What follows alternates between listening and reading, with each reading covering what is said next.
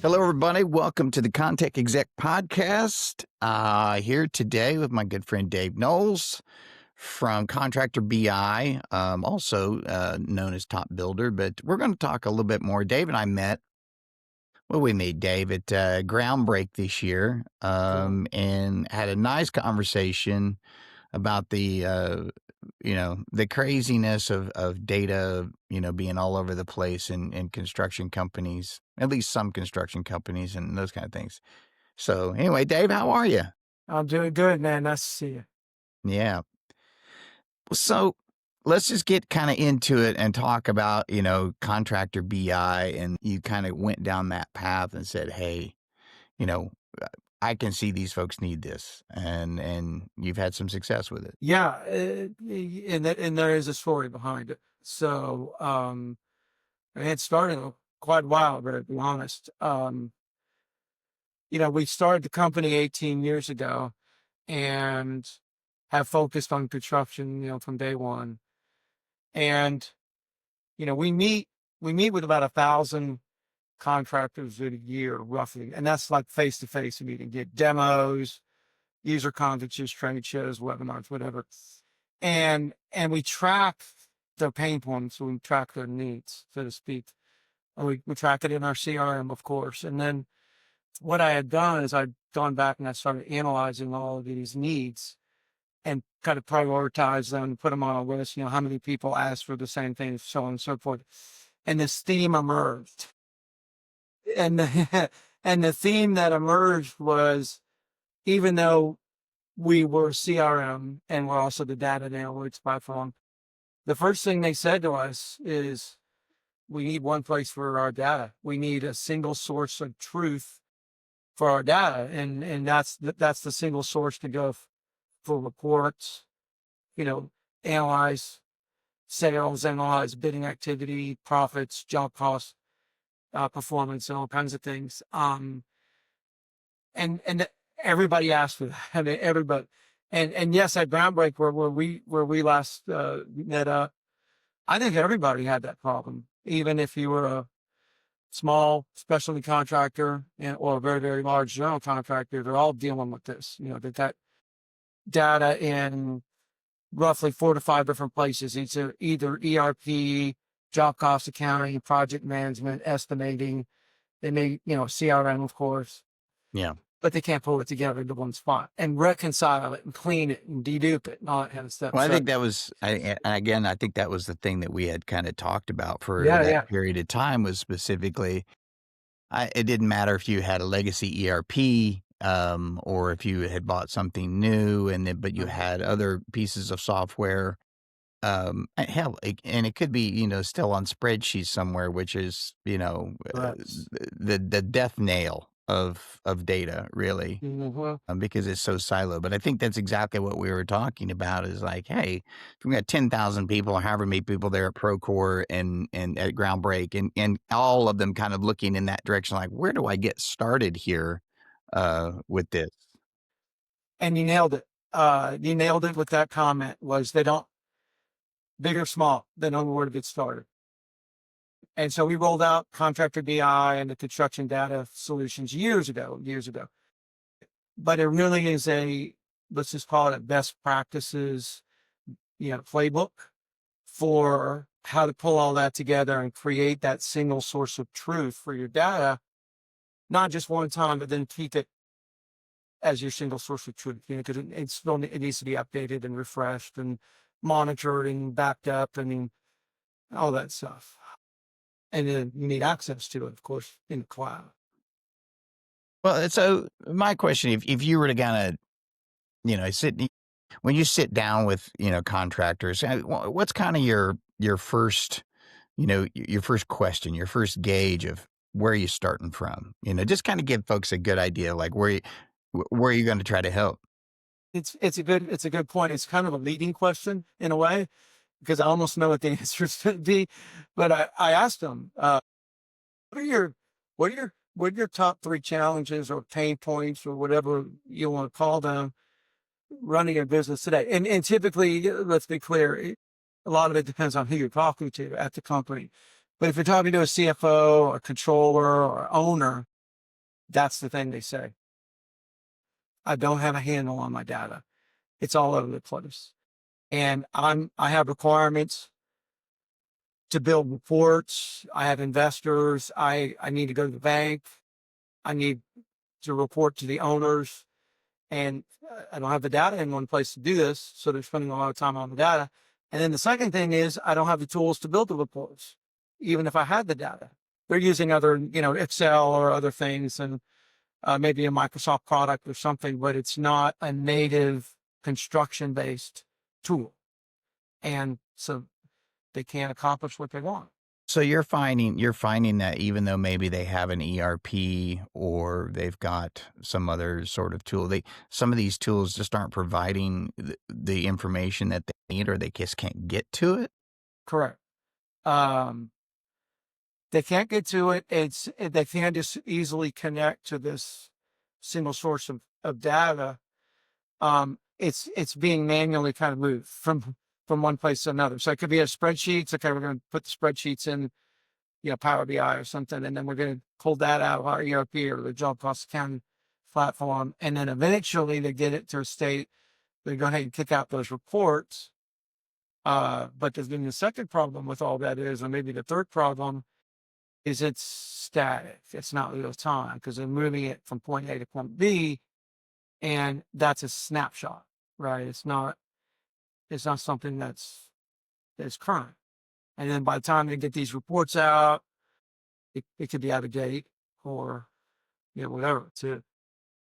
Well, so out of date, not accurate. I would think the thing that I would worry about the most if I'm pulling it from, let's say, spreadsheet or Power BI is kind of accuracy of information. And I don't want to kind of harp on that a little bit, because if you've got something in a spreadsheet or if you've got something in Power BI, it would behoove us to say, well, how do we validate that data that's in there? How do we know it wasn't, whether we call it, I've been using this word a lot lately, pencil whipped, just to make it look good, depending on what you're pulling, let's just say you're pulling, kind of a time tracking kind of thing or a cost coding situation where you've trying to figure out, I don't care, small, medium-sized contractor, whatever size you are, you're sitting there trying to figure out where are we making money, where are we losing money, dollars and cents wise. And yet, that maybe on one end, you may see some areas, well, I don't know if I can necessarily accurately, if I can trust that information, the idea of trust but verify. Correct. Right? I mean, that happens a lot. Well, the data needs to come from the source, which is a lot of times on the job site. And,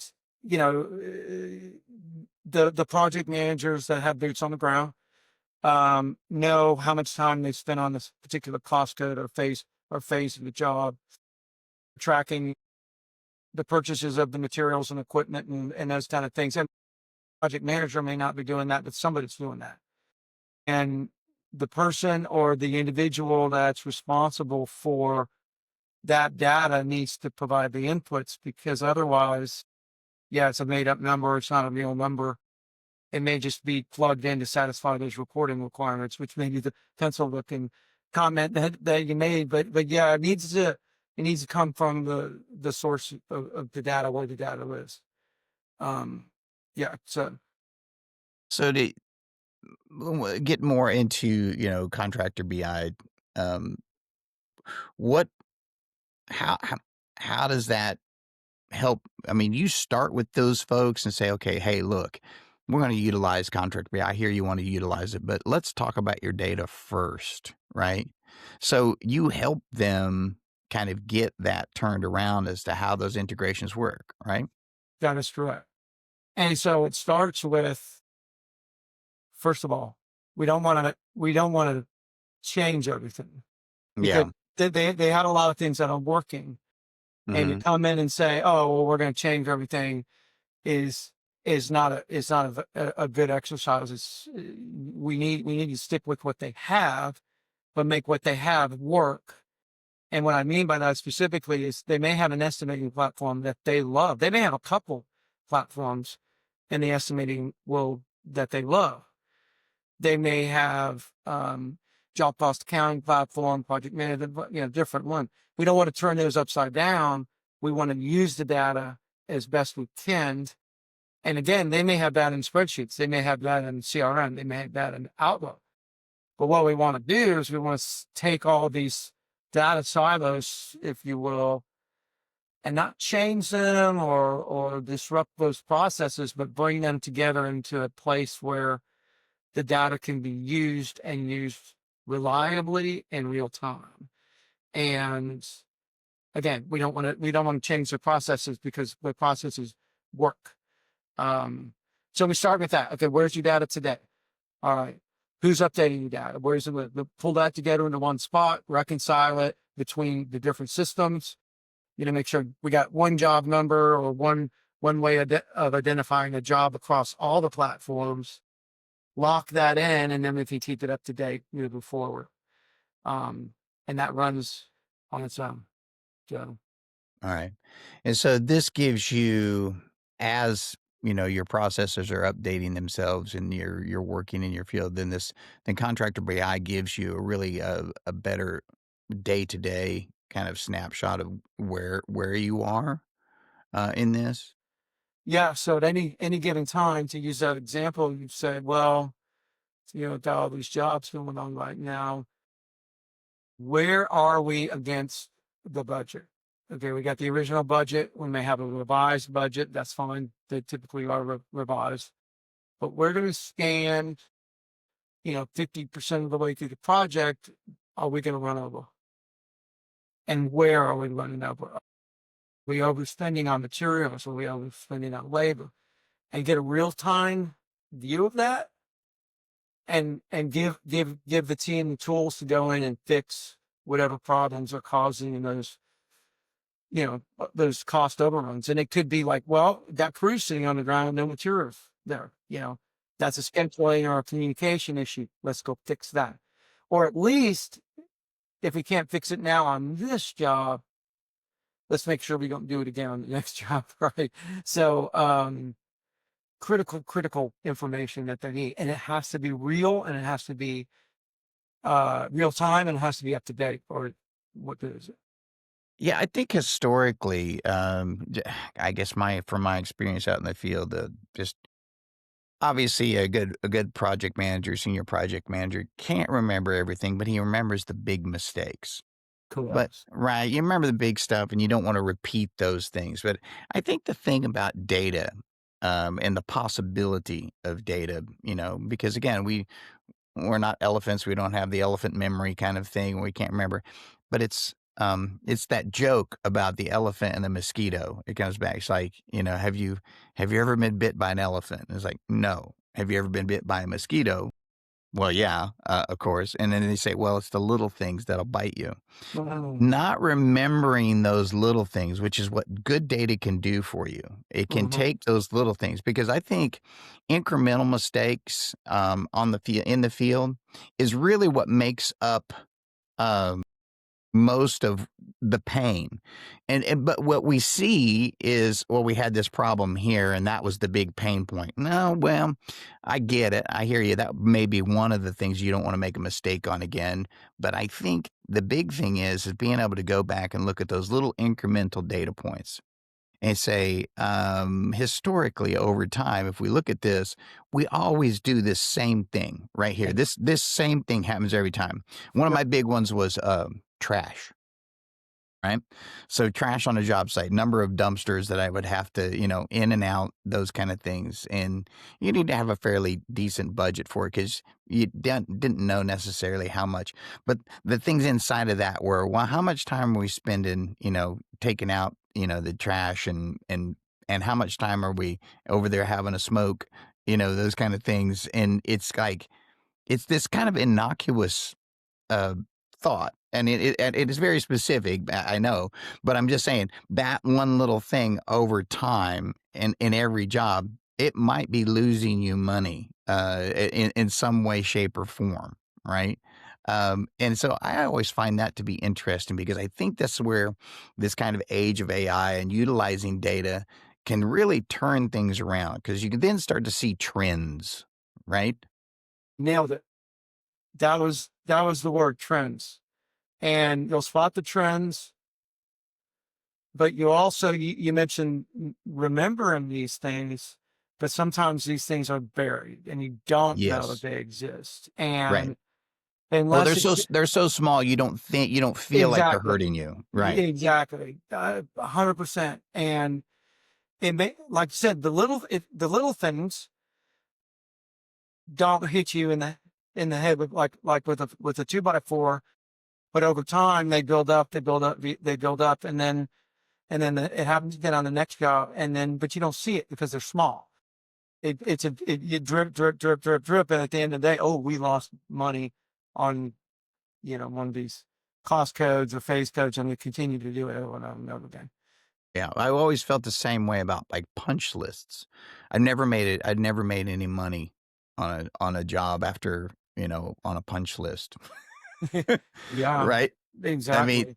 but again, but so that you Yeah, start looking at that over time, yeah.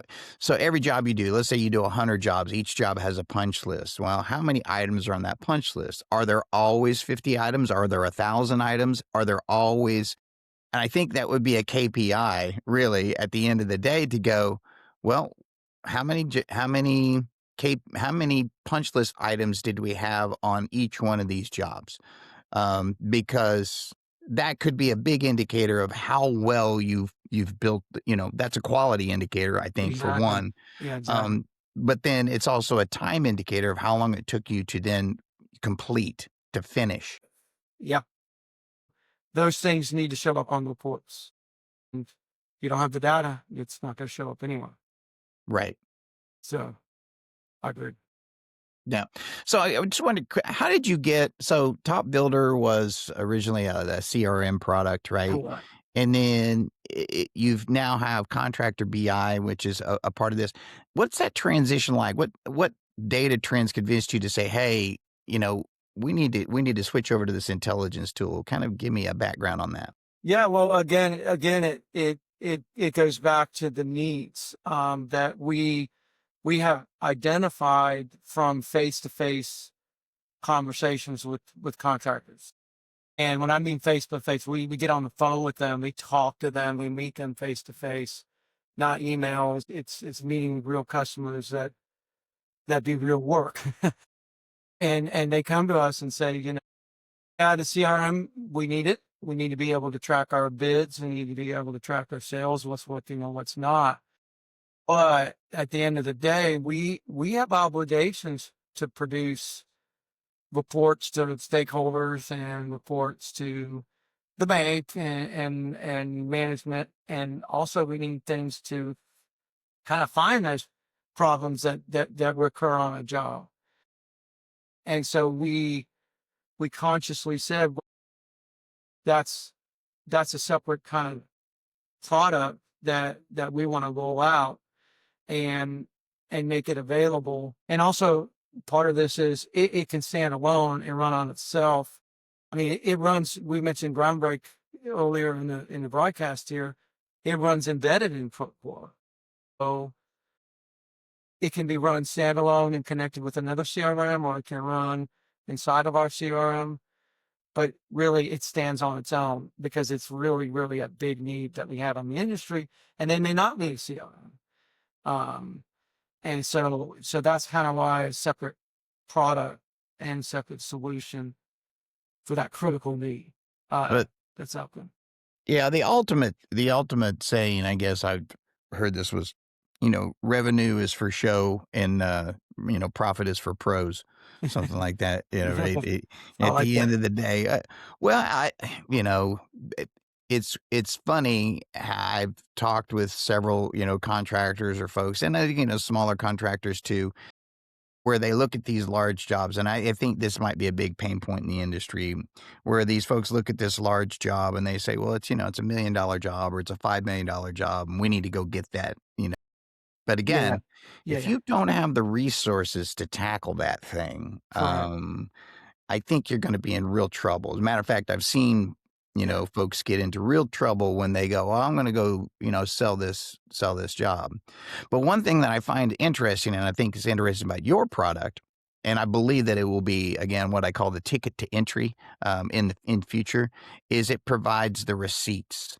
And I think that the conscientious buyer, the conscientious client or GC, subcontractor, any of those folks that are, hiring for these types of jobs or picking up these types of things, they're going to be able to come with the receipts if they have products like the Contractor BI, where they say, hey, look, we've already analyzed this job. We've seen, historically what a job like this looks like. And here's kind of the results. Here's the output before you ever even get to the input. And I really see this, and I want, love your take on it. I really see this as kind of that's where the industry is heading. When we start talking about digitization, we're actually talking about providing predictability, Yeah. reduction of risk. Okay. Absolutely. 100%. And so we hadn't touched on that yet, but I agree with you. We'll have contractors come to us and say, yeah, that $5 million job you're referring to, it could be $50 million job. And they see dollar signs and they want to go after it, of course. But then there's, okay, well, can we deliver this, and can we deliver this profitably? And so they'll analyze that job in a couple of different ways. First of all, if you're a subcontractor or even a general contractor, you need to have cash up front to pay for materials, labor, equipment, so on and so forth, before you make any money or get paid. And so you need to look at this job and compare that with the other jobs that are in the pipeline or maybe backlog already in place and say, well, are we going to be able to pay for this? Are we going to have receivables from other jobs that'll help fund the project? Do we have the money in the bank? Do we need a line of credit? Always line of credit eats into profits because you're paying interest on that, right? And then same with the labor. If you have to go, if you can't use internal labor and you're looking at a forecast and you're looking at labor availability and you can't self-perform that, well, then you're going to have to go to some subcontractors that also increases your expenses and mitigates the profitability. Yeah. Because So at the end of the day, their you're right. overhead. Yeah, you're paying their overhead and burden and all those kind of things over the And top. you're dealing with them who may not perform. And therefore you're right. That $50 million job or that $5 million job ends up being a money loser. Maybe not a money loser, but not maybe the money's better spent somewhere else. Right. And without the data, Can't see it. that predictability model, you're blind, right? Yep. You're flying blinds, and I always say you're sniffing unicorn farts. You're kind of like, Okay. I gotta walk that down. My kids will want that at least. Yeah. No, I'm just saying. I mean, I get it. The industry has been. It can look very exciting, and opportunity does abound. Even now, opportunity still abounds. But again, the ticket to entry will be, and it doesn't matter even if you don't have a conscientious buyer, your own ticket to entry, just for your own sake, is going to be able to measure these items in, and knowing about business. I think we talked about this even in leadership. Like if you've got just a project manager, right, who has moved, kind of into this role. Maybe he doesn't understand. He's not quite fully fledged on budget and how that works. And there's maybe some training that needs to be done. He's got to learn some lessons. Well, that's learning lessons on your dime, basically, and that's not a good position to be in. When you start to think about it. And so even at that level, like I said, that incremental level where I've got, if say you've got a GC and you've got a drywall PM, they've got a specific budget and they're trying to to meet into that, and they're getting a little bit behind schedule. They didn't manage the subs quite right. The schedule's pushing, and you're sitting there going, "Well, I need to figure out a correction." But maybe by the time you figured out the correction, the damage might already be done. Yes. Could have been seen ahead of time. In a And, similar and, project. and same, you mentioned project managers, but estimators as well. You bring in an estimator, and you're right. They're new.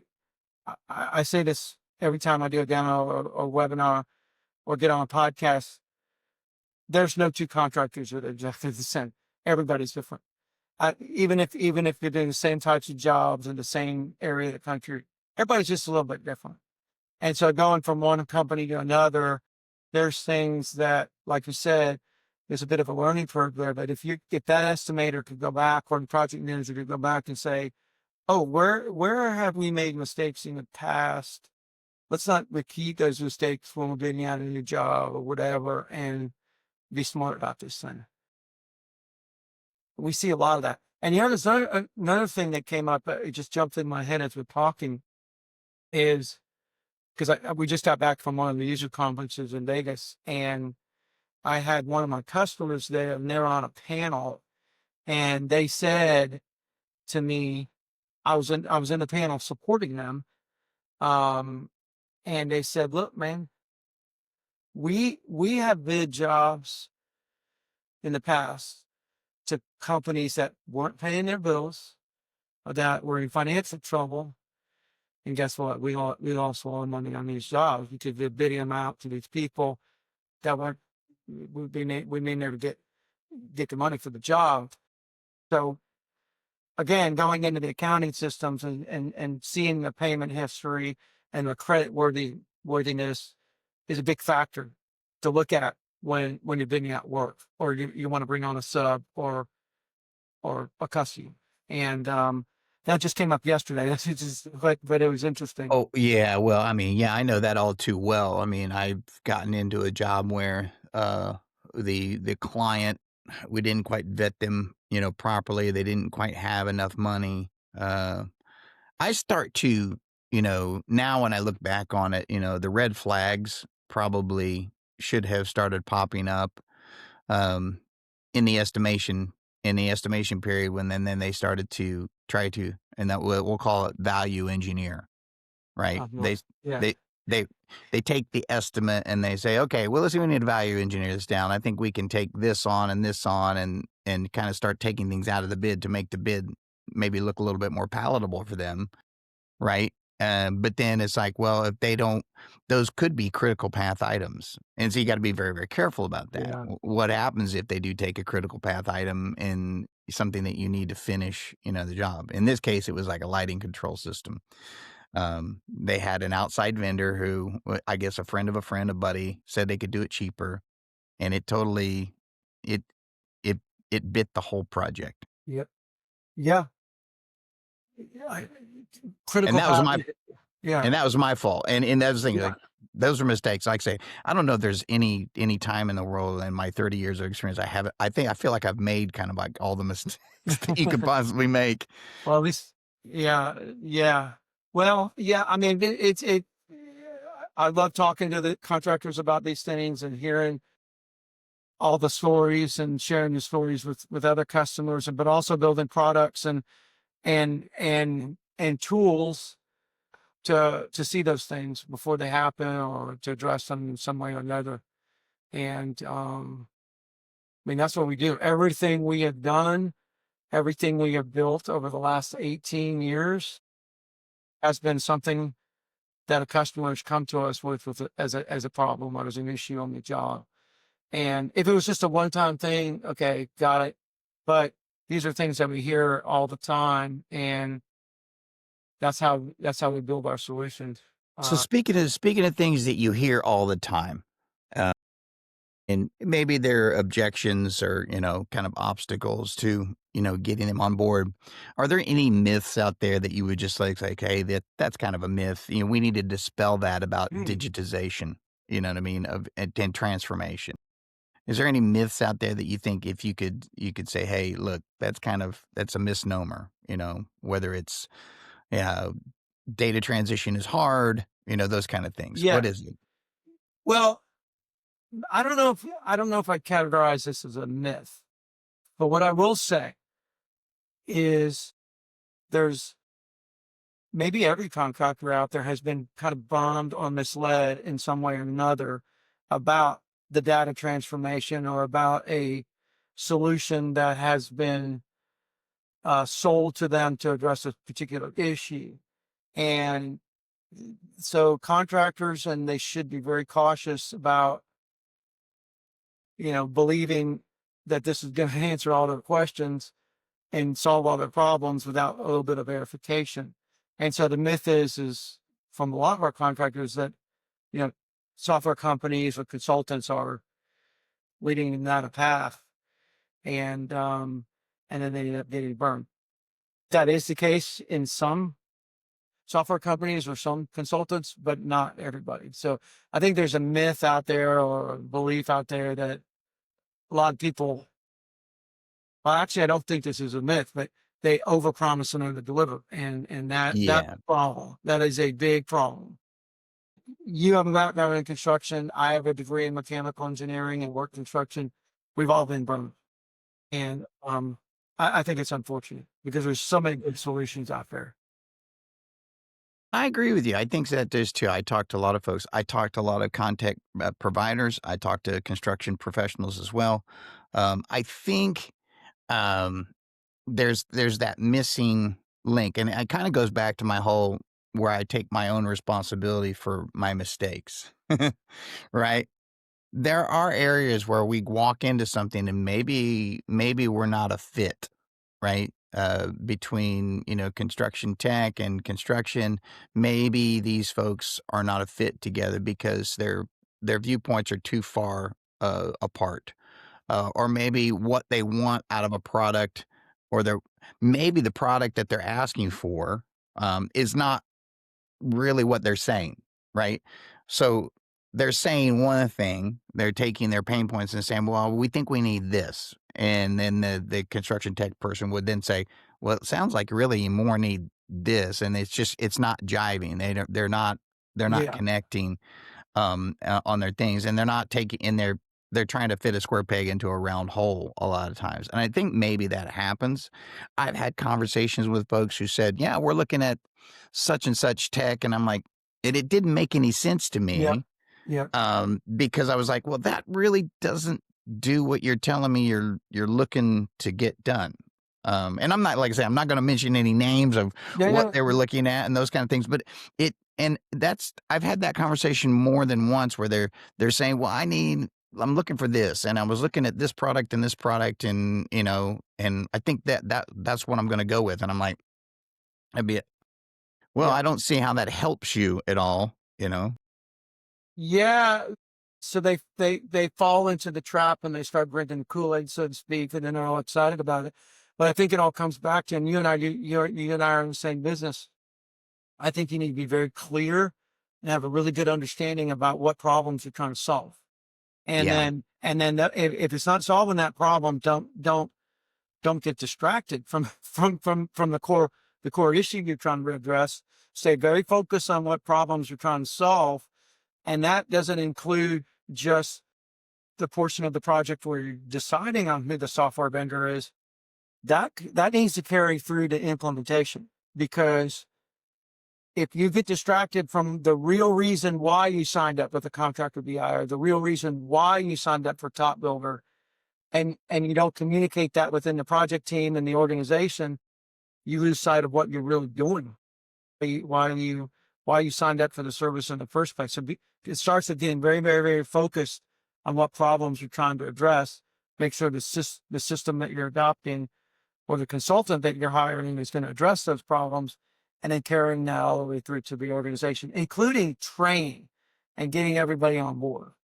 Otherwise, the project fails. I think that's the big one, when I look at it. When I look at teams that are trying to be a part of a software product, okay? I believe, and I have a specific structure for this of how to implement a software. And I believe um, the biggest percentage of ownership on this in rolling it out is not on the side of the solutions provider. Exactly. As much as I mean, you do need to be able to lean on your solutions provider. Yes, you need to be able to lean on them for some things, For right? sure. But because you are paying for part of that.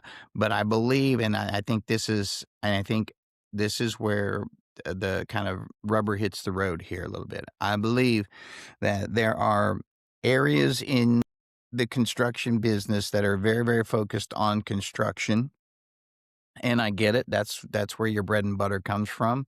But you're looking for a tool that is going to solve your problems. You're going to have to learn how to use that tool. You're going to have to train people how to use that tool. S- More importantly, you're going to have to train people or find people, hire people that understand how to evaluate the effectiveness of that tool before you ever put it into play, right? Right. And that evaluation point is number one. Number two is that rollout stage, that implementation stage. The implementation part is just part of it. That's easy. We can implement this software. That is not, but adoption and adapting are two Is not different things. great. We've got a company mandate that says we're going to adopt this software. Great, awesome. But we don't have people adapting to how to use the tool or training them enough to get them to a point where they can get the optimal amount out of that new tool. Well, guess what? You're shooting yourself in the foot there, right? 100%. You're wasting your money and everybody's time. Maybe not 100%, but you're not getting the whole value. And you alluded to some really big points, um, but I want to call them out. The having a project champion, so to speak, to be responsible and carry the flag for the project. This is what we're doing. This is why we're doing it, and you have to get on board, which means upper management needs to have, you need to have support from upper management. Upper management says this is what we're doing. It's part of your job, and not be like a iron fist with it, but this is how it's most importantly. Yeah, you need to be able to communicate how this is going to help the company for sure. How is it going to help the individual users? How does the estimator benefit from this? How does the project manager benefit from this? How does all the way to the crew members and then everybody. So if you can't do that and get upper management buy-in, have a strong project champion that can say, this is why we're doing this, and this is how it helps you. And then, like you said, training and adoption and monitoring is critical to a successful rollout. And Absolutely. Yeah. when I mean monitoring, are people using it?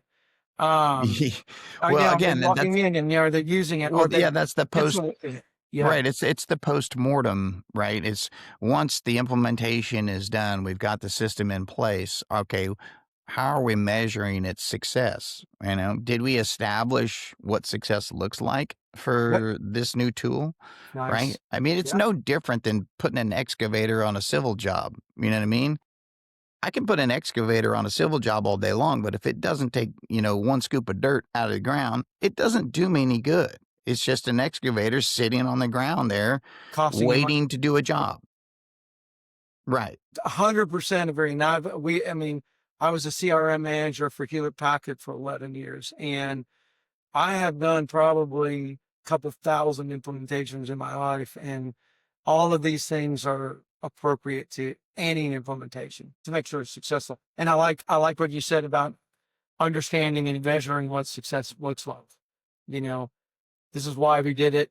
Let's keep track of that and make sure we're getting what we need. Yeah. Well, I think, and again, I think that those things need to be set from they need to be set up from the beginning, right? You set Absolutely. you set those Yeah. expectations up from the beginning so that everybody understands. Hey, and yeah, I know everybody gets into the whole. They start using all the acronyms. What's the SOP? What's the scope of whatever this, and that, and the other? They start, they talk all business, right? But it sometimes gets lost in the shuffle. of, of overall purpose, right? I agree. And I also believe uh, I've switched into my consulting mode here, but I also believe very strongly in something that I call a project charter. We mentioned the project champion, somebody that leads the project, carries the flag for the project. The project charter is all these things that we talked about just now in a document that says, okay, this is why we're doing this. This is how we're going to benefit from it. It doesn't have to be a huge document, but just let everybody know this is why we're doing this and this is why it's important, and get Mm-hmm. everybody on the same page and get everybody engaged. Yeah. Um, And I think that leads us back to this whole kind of dashboard, talk. Again, we're talking about just the implementation of a simple software, but it goes back to what you do at, Contractor BI, which is you got to gather these bit points of information to understand whether or not a project is a success or not a success. It doesn't matter what you're doing. It's these bit points of information as you're going along to track, not only during the process, but even, after the process is over. How does this look? How did this work for us? How can we use this information on the next one, which I think is the most valuable part. yes. So my thing is to say, you're going to have every job feels like a snowflake, and you're going to have differences every time, right? Small incremental, whether it's scale, whether it's, some of the different scopes, and maybe there's a little added extra specialty in there. Okay. It's going to be a little bit different, but overall, the things that you're doing to get this thing built, whatever it's a building, a bridge, a road, whatever you're doing, the items that you're putting into it are fairly common. And if you haven't been measuring them over time, taking that data, right, and measuring them over time, it's going to be very, very difficult for you on this very next one, because you're going to start to see the same problems. Again, you keep repeating the same processes and expecting different results is what it's madness, right? It's insanity. It's the definition of insanity. And I think there are many companies out there, and I know you've met them, that are trying to get out of that insanity. We feel like maybe we're doing the same things over and over, wonder why we're not getting different results, even though we may have adopted X software or X, tools or X, procedures, processes. 100%. And I stole this quote from you, honestly, from Groundbreak, but the problems are maybe well recognized. But you said this when you were in my booth at Groundbreak. They just don't know where to start to start addressing these problems, because it's a bit daunting if you think about it from a high level, but you don't necessarily have to change your processes. You don't necessarily have to disrupt the business to do these things. You can do these things keeping the same processes in place, but eliminate the duplicate data entry and all the data craziness or chaos between all the different systems, and just make those processes better. Working with somebody like yourself or with TopBuilder or Contractor BI, kind of guide them down that road and say, okay, this is how to get started, and this is what the process looks like to get you live and implemented. Yeah. We hear that a lot. Yeah. Like deer in the headlights kind of thing. Right. Well, and I think this is important. It's probably kind of the last thing we're gonna touch on here, which is, if you're a contractor out there right now, you're listening to this podcast or somebody sent it to you, disruption is a terrible word. And I know contact exec or contact people use it all the time. Technology people love the word disruption, and it scares the hell out of contractors out there. You're like, I don't need any more disruption. I've got plenty. We're all filled up on crazy over here. We don't need any more. Let's be very, very clear about this. We're not talking about, when we say disruption, we're not talking about breaking your system and then, trying to rebuild it. I don't think that's what anybody's trying to talk about. No. But what I will say is, if you're looking for a place to start, whether you're looking at Contractor BI or anything else, I know Dave is out there, and he's going to probably tell you, look, let's get small steps here. Yes, Let's talk about incremental improvement here over time, because again, you're not going to move from you're not going to make a 1,000-mile journey in one step. You're just not. It's going to be one step at a time, and you've got to look at those incrementals. Just like I say that you need to look at those incremental problems, the little things, right?